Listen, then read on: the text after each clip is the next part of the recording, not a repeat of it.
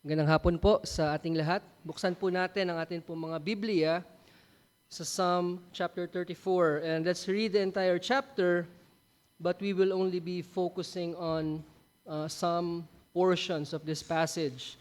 Psalm 34, ang pamagat po ng Psalms na ito is of David when he changed his behavior before Abimelech so that he drove him out and he went away. Basahin po natin. I will bless the Lord at all times. His praise shall continually be in my mouth. My soul makes its boast in the Lord. Let the humble hear and be glad. O magnify the Lord with me, and let us exalt his name together. I sought the Lord, and he answered me, and delivered me from all my fears. Those who look at him are radiant, and their faces shall never be ashamed. This poor man cried, and the Lord heard him and saved him out of all his troubles. The angel of the Lord encamps around those who fear him and delivers them. O taste and see that the Lord is good. Blessed is the man who takes refuge in him. O fear the Lord, you his saints, for those who fear him have no lack. The young lions suffer want and hunger, but those who seek the Lord lack no good thing. Come, O children, listen to me. I will teach you the fear of the Lord. What man is there who desires life and loves many days, that he may see good? Keep your tongue from evil, and your lips from speaking deceit. Turn away from evil and do good. Seek peace and pursue it. The eyes of the Lord are toward the righteous, and his ears toward their cry. The face of the Lord is against those who do evil, to cut off the memory of them from the earth. When the righteous cry for help, the Lord hears and delivers them out of all their troubles. The Lord is near to the brokenhearted and saves the crushed in spirit. Many are the afflictions of the righteous, but the Lord delivers him out of them all. He keeps all his bones, not one of them is broken. Affliction will slay the wicked, and those who hate the righteous will be condemned. The Lord redeems the life of his servants. None of those who take refuge in him will be condemned. Let's pray. Father, we ask for your grace and mercy. At this time na kami, Panginoon, ay sama-samang mag-aaral ng inyo pong salita.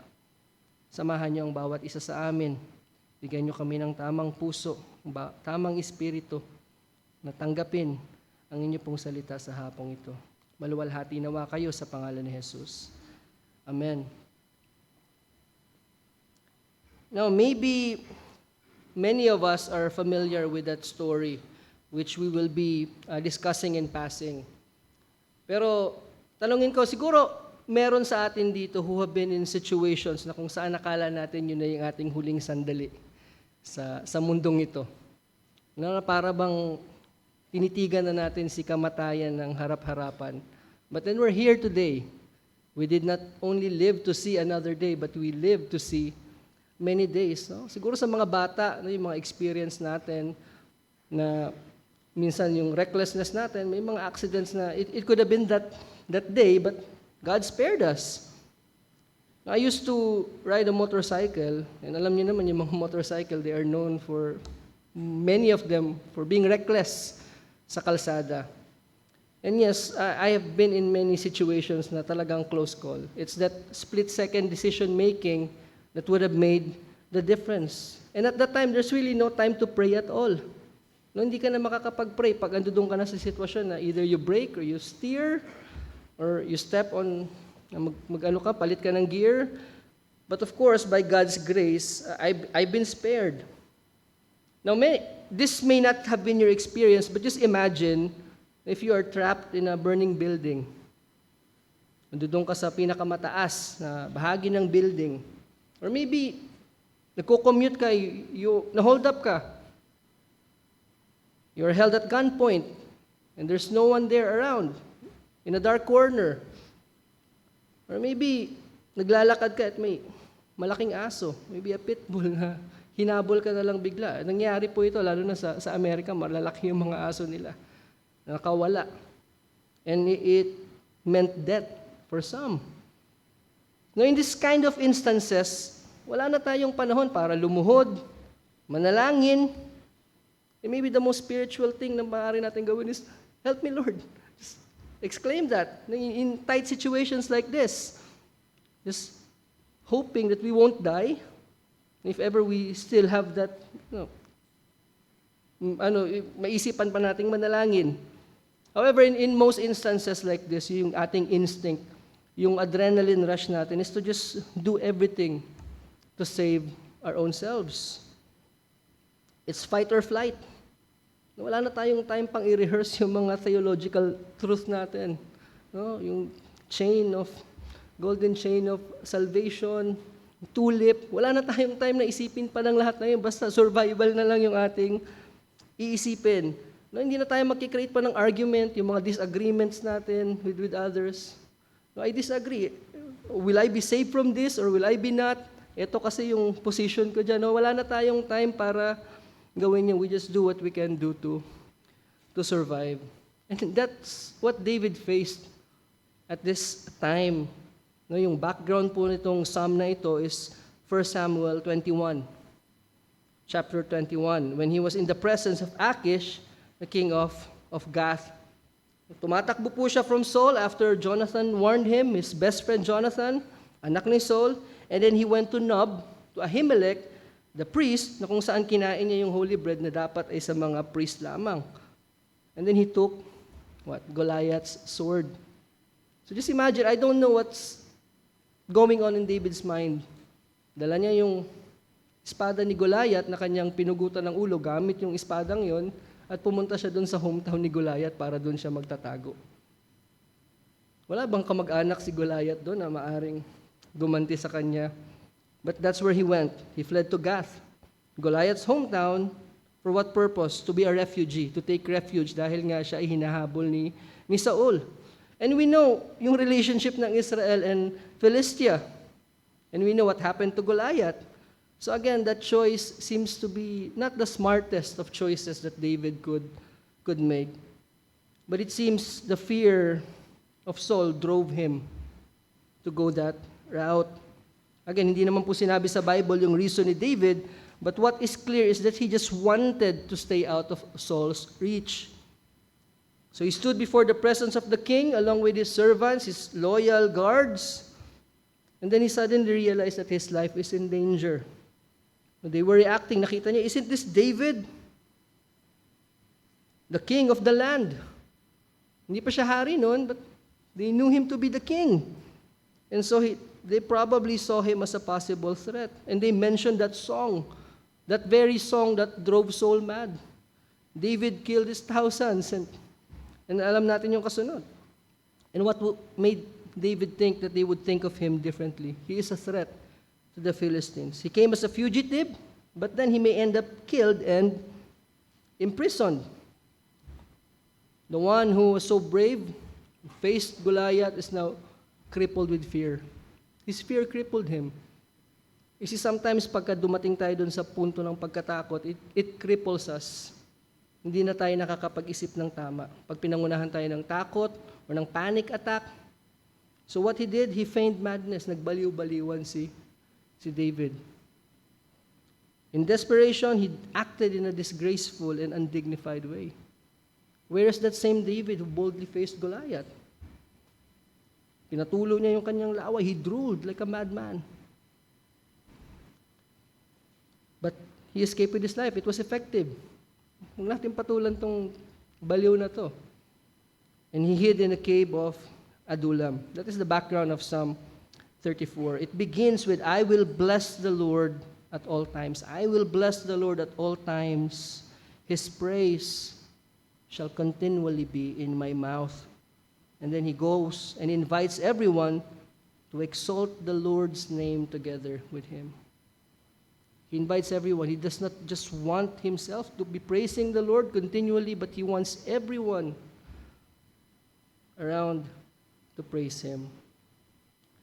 So we are not really praising God kung sa tingin natin tayo lang talaga yung pumupuri sa Panginoon. Kaakibat ng ating pagpuri sa Panginoon ay yung ating nais na lahat tayo, lalo na lahat ng membro ng iglesia, ay sama-samang nagpupuri at dumadakila sa pangalan ng Panginoon. Now, what led David to have this resolve to praise God at all times in all circumstances? Tignan po natin dun sa Psalm.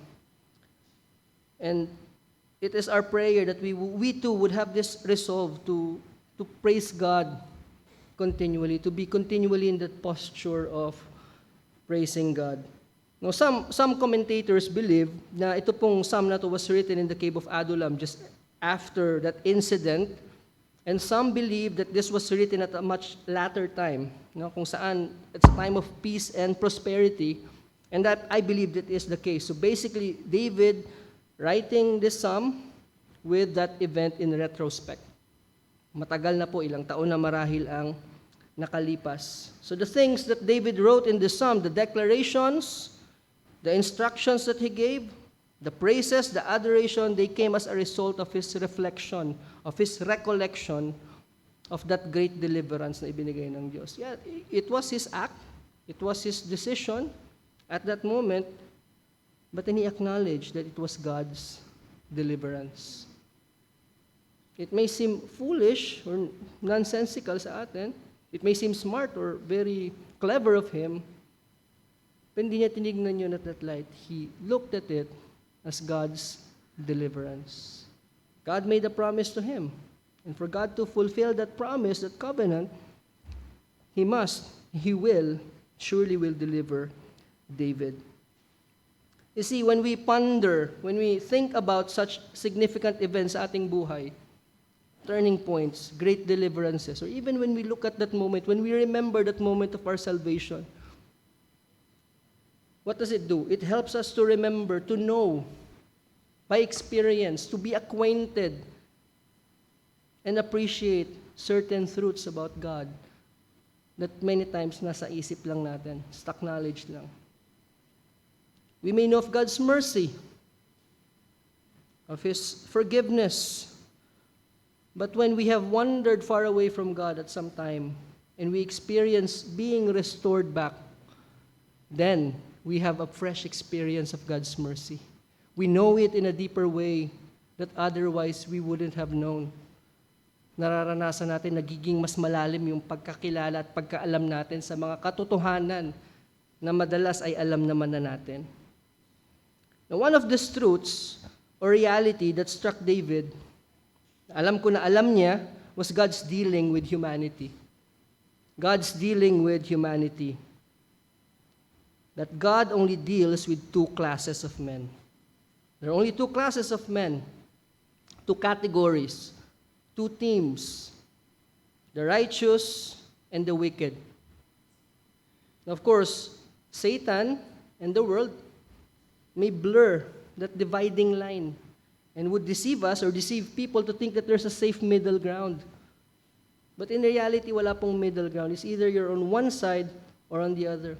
Hindi pwede tayong mamangka sa dalawang ilog.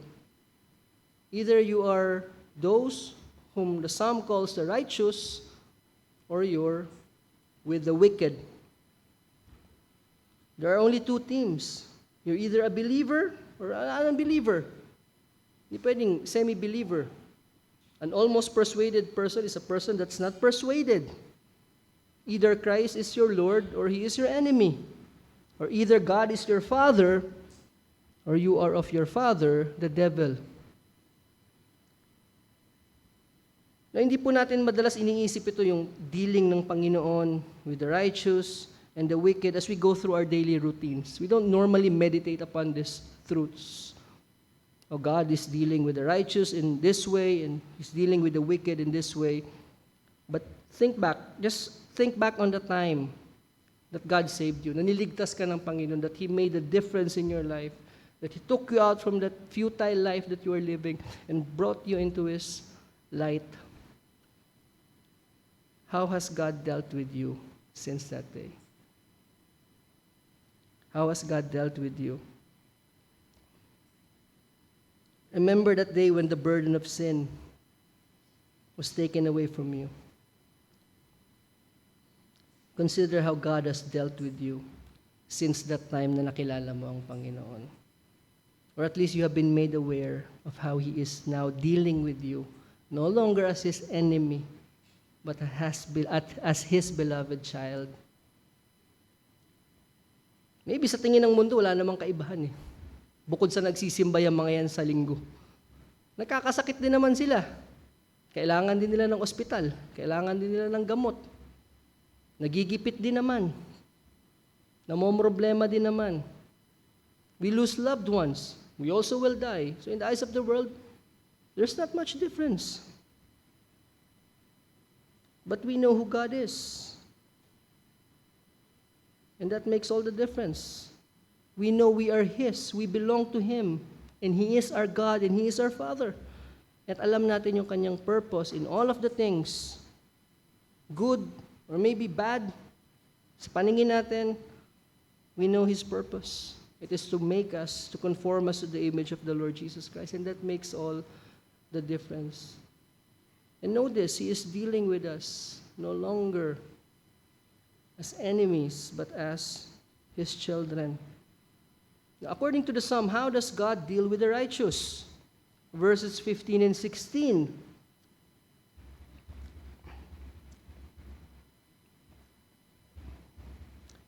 The eyes of the Lord are toward the righteous, and His ears toward their cry. The face of the Lord is against those who do evil, to cut off the memory of them from the earth. You see, God's special care and attention are towards those who are righteous. Of course, when I say righteous, I don't think I have to make a disclaimer.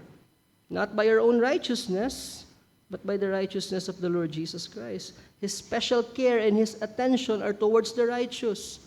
He favors them. God's special favor is upon us. Now, of course, na-hijack na yung salitang favor ng mga prosperity preachers. To them, to be favored by God is to be materially prosperous, to have a very good marriage. But according to Scripture, this hymn captures it very well. Though troubles assail us, and dangers affright, though friends should all fail us, and foes all unite, we have a heart-cheering promise that the Lord will provide. And here, yung kanyang provision para sa atin is His deliverance. Now, are you right now crushed under the weight of heavy affliction? Meron ka bang mabigat na dinadala?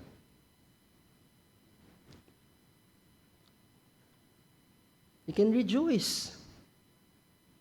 Even in that situation that you are in right now, the command is no different. Rejoice. Why? Because the Lord hears. The Lord knows your burdens. He knows your trouble. Alam niya ano yung pinagdadaanan mo. Alam niya yung kabigatan mo. And the promise in the Psalm is He will deliver you from all. Not some, all your troubles. Do you think God does not care? Psalm 56:8, He collects our tears in a bottle. God knows everything that you're going through. In verse 19 ng ating text, many are the afflictions of the righteous. So it does not promise us a trouble-free life. Many are the afflictions of the righteous. But here's the promise, the Lord delivers them out of them all. Hindi ba dapat magbigay ito sa atin ng comfort? And not only that, verse 20, ating text, He keeps all His bones. Not one of them is broken. Yes, this was fulfilled in the Lord Jesus Christ as He was suffering and hanging there on the cross. Not one of His bone was broken. However, kung babasahin po natin ito sa kanyang tamang konteksto at sa genre ng Psalm, what does it symbolize? It is symbolic of God's preservation. When it says none of His bones, none of the bones of the righteous, not one of them is broken, it signifies God's preservation. Na yung mga nagtitiwala sa Panginoon is kept safe and intact. Alan Ross comments on this. No? Is my go-to commentary in the Psalms. Sabi niya, they teach that the righteous have every expectation of surviving the difficulties of life unharmed. Don't we? Can't we expect that? Can we have that expectation that as God's children, we can survive the difficulties of life unharmed? Can we have that expectation? Yes, of course, because what? God is omnipotent. God cares for us. Alam po ito nung tatlong kaibigan ni Daniel, Shadrach, Meshach, and Abednego. Daniel 3:17, anong sagot nila? If this be so, our God, whom we serve, is able to deliver us. He is able. In fact, He's more than able to deliver us from the burning fiery furnace. Look at their confidence, and He will deliver us out of your hand, O King. They know. But they also acknowledge God is sovereign. But if not,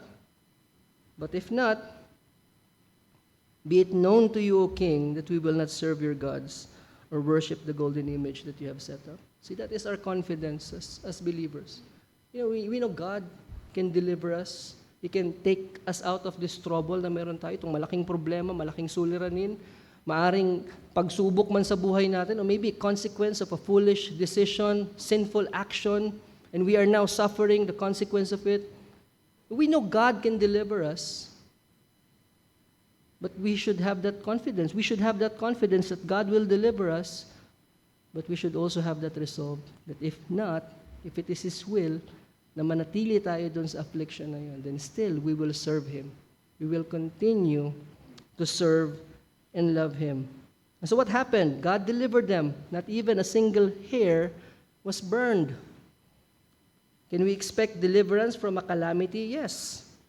Can we expect God to spare us or a loved one from dying? Yes. We can expect that from our God. Can we expect God to save us, to keep us safe pag merong natural disaster? Yes.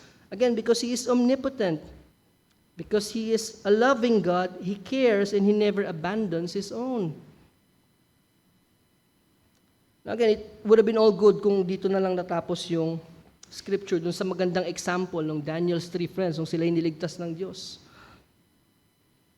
But how about John the Baptist, right? Was beheaded. Stephen was stoned to death. James, the brother of John, and Paul, according to tradition, was beheaded. Now, there seems to be a contradiction na pagdating na doon. Kala ko ba yung Diyos ay nagdi-deliver at kayang i-deliver yung kanyang mga tao? What about these people? Hindi ba sabi nung Psalm na binasa natin that the righteous will be delivered? Did God fail on His promise? Yes, God does deliver and keep the righteous. But in His perfect love, in His perfect wisdom, He also purposes that some of His people would suffer and even die from harm and affliction. Both in the Old and New Testament, alam natin yung mga kwento na yun. God's people being delivered, God's people suffering and dying even martyr deaths. Elijah, he was taken to heaven by a chariot of fire. Para bang may passes. Hindi niya na dinaanan yung kamatayan. Isaiah was sawn in half. Hebrews 11, ano sabi doon? Some were tortured, refusing to accept release so that they might rise again to a better life. Others suffered mocking and flogging, and even chains and imprisonment. They were stoned. They were sawn in two. They were killed with a sword. They went about in skins of sheep and goats, destitute, afflicted, mistreated, of whom the world was not worthy, wandering about in deserts and mountains and in dens and caves of the earth. What about these men, these faithful men? Were they abandoned by God? Inabandon na ba sila ng Diyos? In fact, many Christians died a peaceful death. Died in their sleep, never experienced yung talagang hardship, maybe some persecution, some trials, but nowhere near itong mga nabanggit nating example. So, ano ba talaga? Does God deliver us from trouble or does He not? Ano ba? Can we really expect deliverance or can we not? Magiging pessimist ba tayo or optimist pagdating dito sa bagay na to? How do we reconcile this seeming contradiction? Again, there are no contradictions in the Bible. Maybe seeming contradictions, but there are really no contradictions in the Bible. I believe the key is for us to recognize, as the Scripture teaches, or as this Psalm teaches as well, that when we speak about trouble and affliction and deliverance, we must look beyond the temporal and look at it from an eternal perspective as well.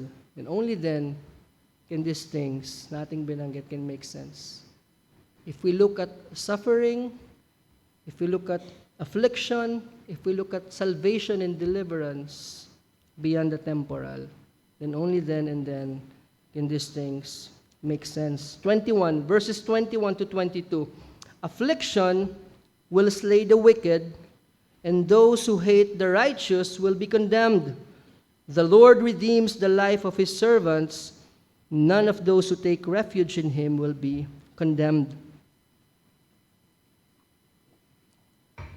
Now, since David here speaks about condemnation, and therefore we know that he has judgment after death in mind. So he's going beyond the temporal. He's now looking on it on an eternal perspective. When he speaks about the condemnation, the judgment of the wicked, he has eternal judgment in view. So what do we say about those people who died in that way? God's people who died in that way. We can say that they have been delivered from all their troubles. They are now in the presence of their Lord and their God, away from all the troubles, where sin can no longer molest. No more pain, no more tears, no more sorrow, no more sighing, no more heaviness. They have now been delivered. God has been faithful to keep their promise to them. Not a temporal deliverance, but God ultimately delivered them. See, the best na pwedeng gawin sa atin ng kamatayan is just to bring us to the presence of God. Yet, of course, the thought of death still strikes fear and terror sa ating mga puso. Lalo na kung marami pa tayong mga tinatagong kasalanan, the thought of death makes us uneasy. And I hope as we draw near, habang tayo'y tumatanda, mas lalong tumitindi yung ating expectation na haharap sa Panginoon. Hindi lalong tumitindi yung ating takot. Dahil habang tumatagal tayo sa ating buhay Kristiyano, mas marami tayong natagong kasalanan. Maaring lingid sa mata ng marami. See, for us, death does not mean that God has abandoned or forsaken us, but it is God calling us home. It is God calling us home, delivering us fully from this mess that sin brought upon this world. Yun na yung ultimate deliverance natin. Alisin na tayo ng Panginoon dito. Then there, nothing, the sin can no longer reach us in His presence while, of course, we are waiting for the coming or the return of the Lord Jesus Christ. God can and never will abandon us. Kung tayo'y nasa Diyos, kung tayo'y na kay Kristo, God will never forsake or abandon us. Why? Because Christ has already been forsaken for us. Christ has already been forsaken on our behalf so that we will not be forsaken. He was forsaken at the cross. My God, why hast thou forsaken me? Was his cry. God forsook his own Son as he was bearing your sin and mine on that cross. God abandoned him. God abandoned Jesus, his Son, on the cross.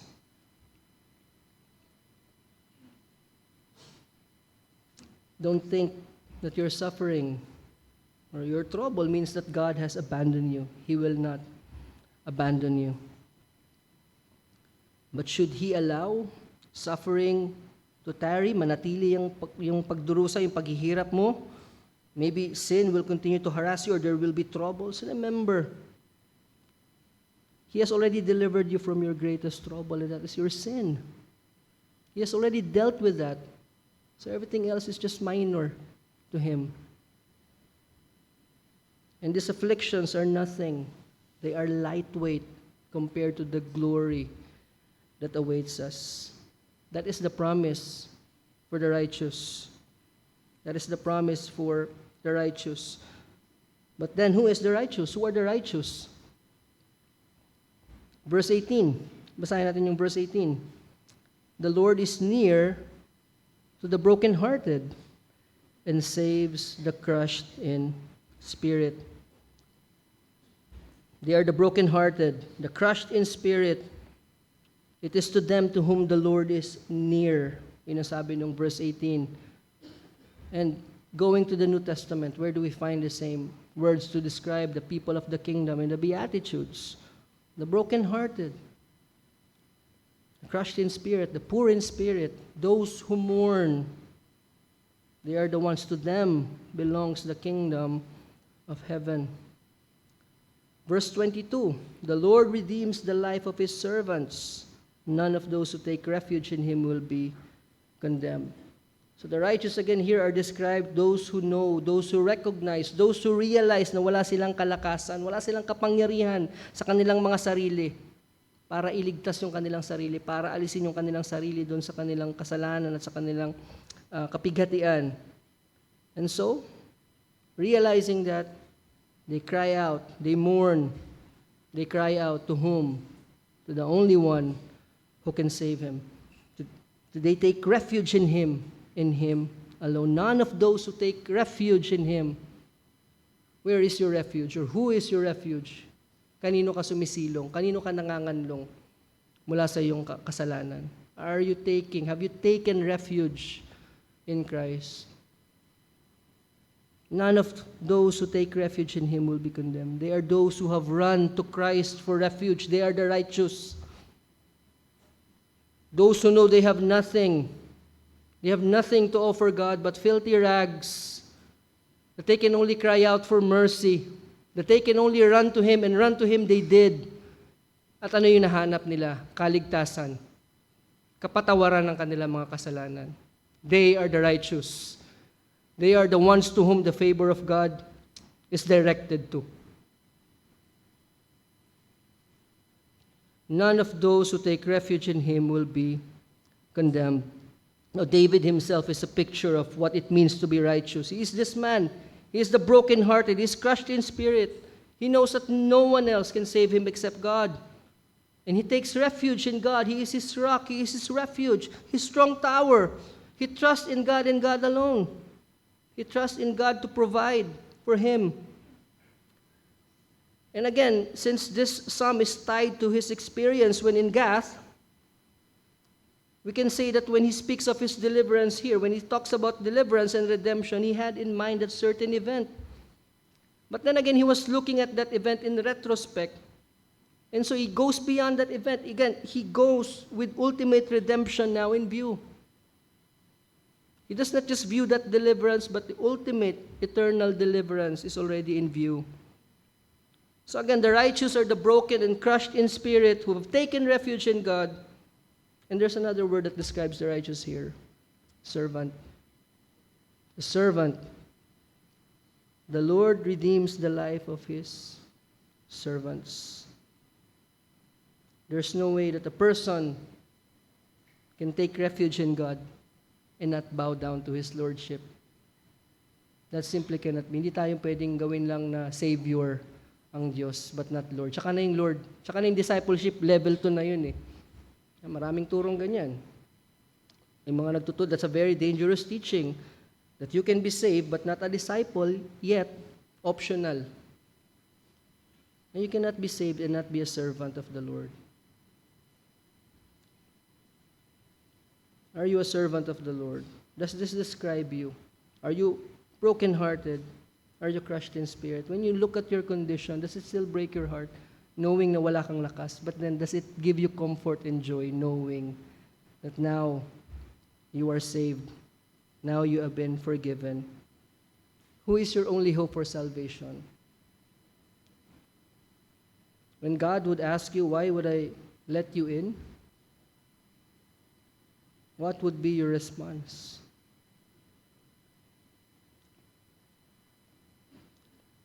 I hope that it is only the Lord Jesus Christ. It is only because of what Christ has done, because of who he is. It's all because of Christ, nothing else. No more, no less. It's only because of Christ. Alam natin, naniniwala tayo that He alone can save. And so we take refuge in Him, in His death, in His resurrection, and now we gladly bow and serve Him as our Lord. If this describes you, then yes, you are counted with the righteous. You are counted with the righteous. The promise of deliverance belongs to you and to me. See, God will someday take us out of all our troubles. God will someday take us out of all our troubles. Kunin niya tayo, mamatay tayo dito, o bumalik ang Panginoong Jesus. So nothing should hinder us from calling, bringing our cares before Him. If we experience trouble in this present life, we can bring it to Him. We can expect deliverance. We can expect Him to save us, to take us out of our troubles. But then again, if not, we should continue and must continue serving Him. But then again, the opposite of everything. Here's the sad part. The opposite ng lahat ng aking nabanggit is the reward of the wicked. There's no deliverance, no favor for them from God. They would continue in the meaninglessness, in the futility, in the darkness, in the blindness of their ways. Theirs is the broad road that leads to destruction. The face of the Lord is against them. Kalaban nila ang Panginoon, and He has no regard for their cries. You see, it's really sad to think na may mga tao talagang nagdudusa sa mundo. Right? Nagdudunsadlak sa kahirapan. Maybe they are under the leadership of despots, mga communist countries. Naghihirap sila, nagdudusa. Walang comfort. Araw-araw pahirap, pasakit. And yet, it's just the beginning of their eternal suffering. It's just a foretaste. Why? If they are outside of Christ. And that's reality. That's something that we must wrestle and contend with. Apart from Christ, kahit yung mga taong walang alam sa mundo kundi paghihirap, pasakit at pagdurusa, after this life will only have greater, eternal, inexplicable suffering in the next life that awaits them. Death for them is only the beginning of never-ending woe. No, meron namang mga tao whom Asaph considered as envious, kainggit-inggit. Parang walang problema, walang Diyos, pero wala rin naman silang problema. Samantalang ako, naglilingkod sa Diyos pero ang dami kong problema. What about them? Ang sarap ng buhay nila. Ano sabi ni Asaph? When he realized his folly, he realized that they are in slippery slopes. They are standing in slippery slopes and will be destroyed in a moment. So do not be envious of them. Do not be envious of them. And don't desire na, may mga Kristiyano rin namang mayayaman. I am yet to hear of one or two Christians who are part of the 1% rich sa mundo. Maybe meron, I don't know. But I would rather believe that the Lord Jesus Christ, it's very hard for a rich man. It's easier, in fact, for a camel to enter the eye of a needle than for a rich man to enter the kingdom. You see, all the good that they have experienced here, the good and comforts, it will just be added to their condemnation because they did not see fit to acknowledge who God is. But again, let's not focus on them. Huwag na nating isipin yung mga naghihirap na wala kay Kristo o yung mga wala kay Kristo pero masagana ang buhay. Huwag natin silang isipin. Kung ikaw wala kay Kristo, isipin mo yung sarili mo ngayon. Kung ikaw alam mong wala ka pa kay Kristo, hindi ka pa sumasampalataya kay Kristo, tignan mo yung iyong sarili. If you're not a believer, why do you wish to remain in your hardness? Why do you wish to be counted among the wicked? See, there will be a great day of separation where the sheep would be separated from the goats. It will be a great day of rude awakening for many people who sit in churches Sunday after Sunday. That great day of judgment when the wheat and the tares would be separated, when the sheep and the goats would be separated, it will be a great day of rude awakening. It will come as a shock to many. Marami pong magugulat sa araw na yon. What did the Lord Jesus Christ say? Tiny bit will say to me, Lord, Lord. No, many. Many will say unto me on that day, Lord, Lord, have we not prophesied in thy name, and in thy name cast out demons? But I will say to them, I never knew you. Depart from me, ye workers of iniquity. Many.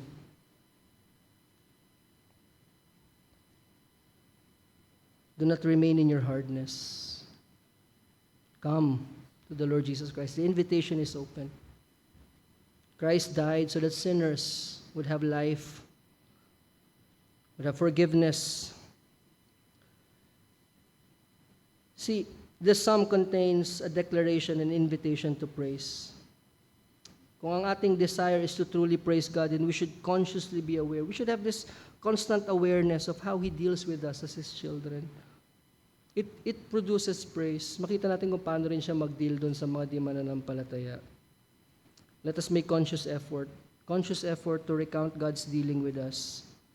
The temporal deliverances, and also let us keep yung eternal deliverance that awaits us in perspective. Huwag natin kalimutan yun. Napakaraming bagay na ginawa. The fact that we are here right now, lalo na sa atin na nag-edad na matagal ng mananampalataya, I'm pretty sure na napakarami nating kwento kung paano tayo tinulungan, kung paano tayo niligtas, kung paano tayo itinawid ng Diyos mula doon sa mga bagay na dinanas natin sa buhay na ito. Huwag nating sayangin yung mga experience. While we are here, let us always have that conscious awareness. Let us consider of how God deals with us as His children, while also keeping in mind how God deals with the wicked and how God will eventually deal with them. Maybe it would be helpful to write journals. Maybe I should start that too. I'm not so much into writing journals, but maybe it would help us. Kung meron sa inyo dito, maybe you can share your experience of how journals have helped you. The great Christians have written journals, and we benefit from some of those journals na na-preserve. Or maybe as a family, when you gather, kakatapos na ng New Year, o ano yung mga activities nyo? Did you recount the ways that God has dealt with you as a family through the past year or through the past years? See, we can find ways to proactively consider the way that God has dealt with us and recount the ways that God is dealing with the righteous in general. Balikan natin yung ating nakaraan and our present experiences with this lens. Just consider how God has favored you among many others, despite of the affliction probably that you are going through right now. You see what death, what benefit has an unbeliever gained from a death of a loved one? Nothing but pain and sorrow. But for us believers, we know that it is part of God's working all things for our good, conforming us to the image of His Son, the Lord Jesus Christ. It is for our sanctification. Because He will one day bring us to glory. Everything, every experience, maliit man yan, malaki man yan, masakit man yan, sobrang sakit man yan, sobrang bigat, they are nothing compared to the weight of glory that awaits us. What gain does a believer have from escaping death? Nakaligtas siya sa kamatayan ngayon. Nahagip lang siya. It's just, being given another chance, another day to repent. But if he does not, it's just to live another day in wickedness, in sinfulness, to add up to his condemnation. Pero sa atin, bawat luha, bawat heartache, bawat kagalakan, bawat kaligtasan, temporary na kaligtasan na nararanasan natin, it all works towards our sanctification. They are all part of God's wonderful tapestry. You and I may die with a troubled life, but the promise is God will deliver us from them all. Let's pray. Father, we thank you once again for the promise and the assurance that you will indeed one day deliver us from all our troubles. Help us, Lord, to cling to these precious promises. For they are all yes in the Lord Jesus Christ. Samahan niyo kami, Panginoon, sa aming pong paghiwa-hiwalay sa hapong ito. Sa pangalan ni Jesus. Amen.